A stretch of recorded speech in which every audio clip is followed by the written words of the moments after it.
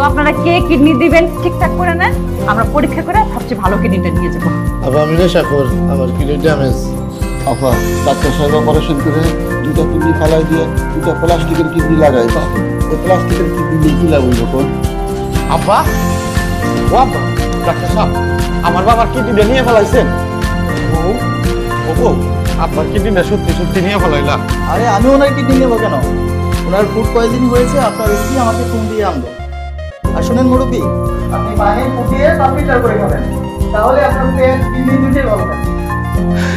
যাক, আব্বার কিডনিটা তাহলে নেই নাই, বাঁচা গেল। এই তোর কি মাথার তার একেবারে ছিঁড়ে গেছে? কিসের কিডনি নিব? হ্যাঁ আবু তাবু কথা। আব্বা আপনার ছেলে কিন্তু ঠিকই ভয় পেয়েছে। আসলে আমি বাড়িতে কিডনি নেওয়ার জন্য আসছি, একটা কিডনি আমার খুব দরকার।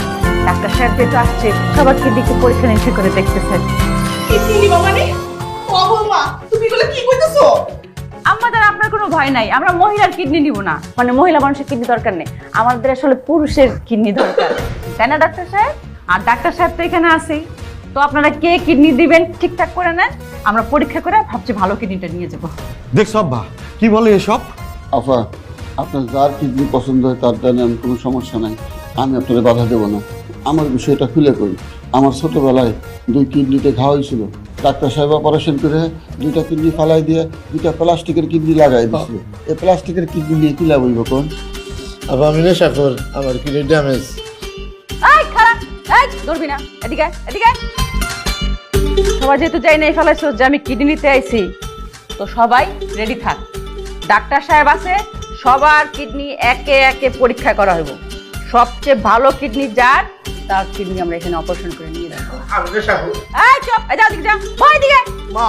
গলি পরে পিছনে গুলি করে দেবো কিন্তু, বই আব্বা বই, এই বই পরে কি এসএমএস দেবো, বই। ও বৌমা, আমার ছেলের বয়স খুবই কম, ওর কিডনি নিও না। এই বইতে পারছ না, গুলি করে দেবো কিন্তু এই জায়গায়। তুই বই, বস না বই। ডাক্তার সাহেব আপনি তোরে কি আপনার পরীক্ষাটা রেডি করেন, বুঝছেন? ওই রুমের মধ্যে একটা করে চেক করবেন। ডাকাত মাইয়া নিয়ে সংসার করার জন্য তোমরা এত পাগল হয়ে গেছো কিসের জন্য? আমরা ডাকাত বনিয়া সংসার করবো। এই দেশে ডাকাত বনিয়া সংসার করে ভাগ্য কয়জনের জুটে? শোনেন, আমি জানি যে ডাকাতের দিল নরম হয় না, আপনার দিলটা নরম করে রাজি হয়ে যান। এই রাখেন, আপনারা কি লেগে যে জায়গায় আছেন মনে করছেন আমি বুঝি নাই? হ্যাঁ, আমারে বুঝায় বাজা নিতে পারলে তো টাকা পয়সা সবকিছু ফেরত পাবেন মনে করছেন। আপনাকে আসলে জীবনে পুরো নেবো না, জানেন থেকে পড়েন। ও বউ, বউ লাগবো না, আমার কিছুই লাগবো না, টাকা পয়সা কিছুই লাগবো না। বউ তুমি আমার সাথে চলো, আমি না তোমার স্বামী। রাখেন ভাবি, ভাবি আপনি রাজি হয়ে যান ভাবি। আমাকে সোনা দানা টাকা পয়সা কিছু দরকার নাই, আপনি খালি ভাইয়ের লগে চলেন। জমি জমা টাকা পয়সা যা আছে সব আপনাকে দিব। চলেন ভাবি, চলেন। আমরা এসি এরকম মতলব তো খারাপ মনে হইতেছে মা। ওই তোমার কি যাবা? আজকাল চুপ করে বসে থাকেন। খালি ভাই আমরা একটা ভালো মন্দ কথা কইতেছি, এর মধ্যে খালি প্যাঁচ লাগাইতেছে। ওই তুই যাবা? আমার সাথে নিয়ে আয় তো, এক কল্লা খাবো। ও দেখলে আরেক শুয়ে বাচ্চা যাবার চাস নাকি? এই তোমার মুরব্বী মুরব্বীর মতো থাকবো, কি উল্টা পাল্টা কথা কইছে? একেবারে সরে তোর একটা চোখ দেব।